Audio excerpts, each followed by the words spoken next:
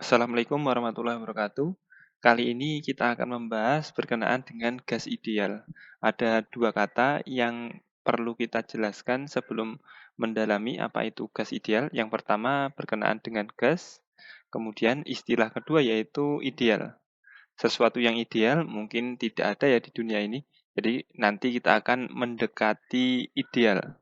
Pertama kita akan membahas gas dalam kehidupan sehari-hari, ya ini dua penerapan ya dalam kehidupan sehari-hari yang mungkin sering kita jumpai. Yang pertama adalah tabung gas. Tabung gas ini tentu setelah memahami karakteristik dari gas, dalam memahami tentang gas itu nanti terdapat dua besaran yang perlu kita cermati ya.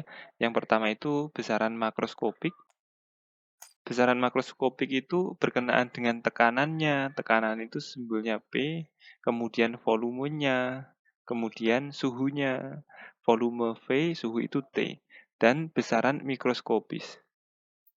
Besaran mikroskopis itu kecepatan dari partikelnya, kemudian nanti ada energi kinetik, karena energi kinetik itu berkenaan dengan kecepatan ya, sama dengan atau energi dalam. Ketika kita memahami besaran makroskopik, salah satunya misalkan tentang tekanan, tentu dalam memilih bahan untuk membuat atau pelindung gas ini tidak sembarangan.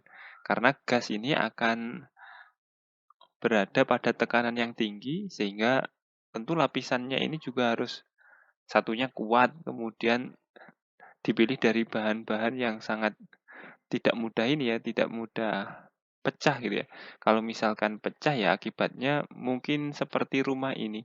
Tetapi saya yakin ini ada kesalahan tertentu sehingga yang sebenarnya kuat tetapi bisa meledak. Mungkin karena ruangannya yang tertutup sehingga pas gasnya ini menyala atau terbuka, seluruh ruangannya ini penuh dengan gas, kemudian ketika ada sulutan api, ya otomatis akan tersambar.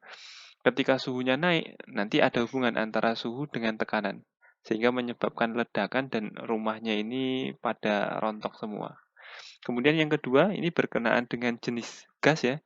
Tentu kalian sudah mulai familiar. Ada yang memompa bannya itu menggunakan nitrogen dan ada yang menggunakan yang udara biasa. Perbedaannya apa? Salah satu yang dipromosikan itu ketika kita menggunakan ban nitrogen ini tidak mudah kempes.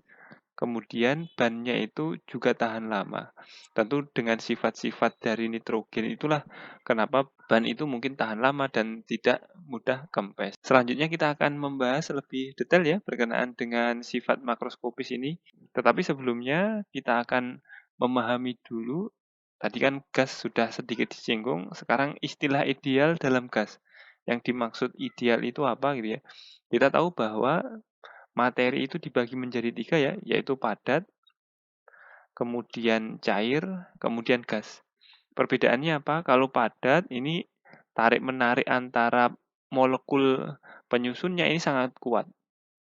Sehingga benda-benda padat itu ya memang ini ya tidak mudah penyok atau tidak mudah bergeser.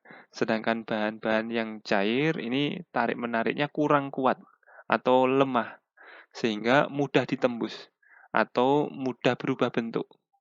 Dan yang ketiga ini gaya tarik menariknya. Gaya tarik menariknya ini sangat lemah. Sehingga ya sangat mudah ditembus untuk yang gas. Beberapa ciri dari gas ideal itu yaitu gas yang terdiri atas partikel-partikel atau atom-atom ataupun molekul-molekul yang jumlahnya banyak sekali. Mungkin kalian pernah mendengar ada istilah bilangan Avogadro. Bilangan Avogadro itu 6,02 kali 10 pangkat 23 molekul. Ini untuk 1 mol gas. 1 mol gas itu terdiri dari 6,02 kali 10 pangkat 23. 10 pangkat 23 itu 2 kali triliun ya berarti ya. 1 triliun itu kan 10 pangkat 12. Berarti hampir 2 kali triliun. Begitu banyaknya. Kemudian selanjutnya adalah bergerak dengan arah sembarang. Jadi kalau digambarkan itu memang partikel ini bergeraknya acak. Jadi bisa ke kanan, ke kiri, ke atas, ke bawah, ke depan, ke belakang. Nanti akan saling tumbukan baik dengan dinding maupun dengan partikel yang lainnya. Kemudian jarak antar partikel jauh lebih besar dibandingkan ukuran partikel, sehingga ukuran partikel biasanya diabaikan. Ukuran di sini itu maksudnya volumenya ya, volume dari partikel itu bisa diabaikan. Kemudian yang keempat, tidak ada gaya tarik-menarik antar partikel.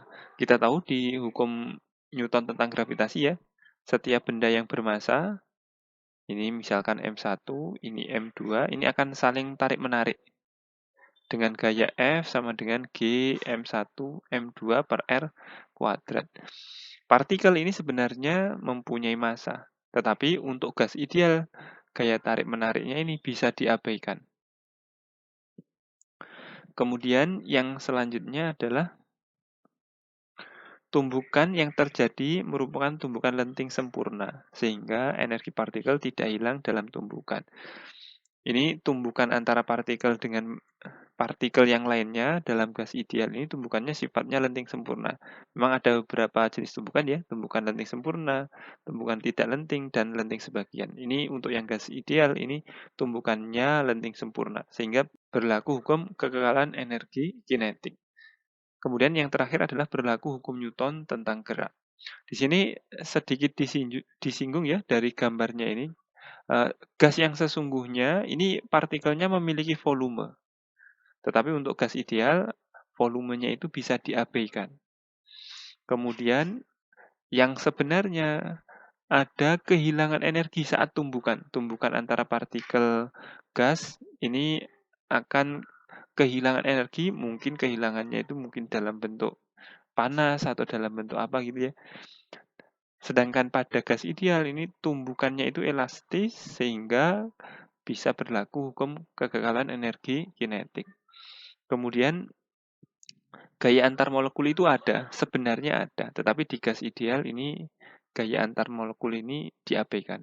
Untuk gas yang bisa mendekati kondisi ideal, ini ada dua kondisi ya, yaitu pada tekanan yang rendah, ini ya, tekanan yang rendah, low pressure, dan high temperature, atau temperatur yang tinggi. Ini bisa dianggap sebagai gas ideal.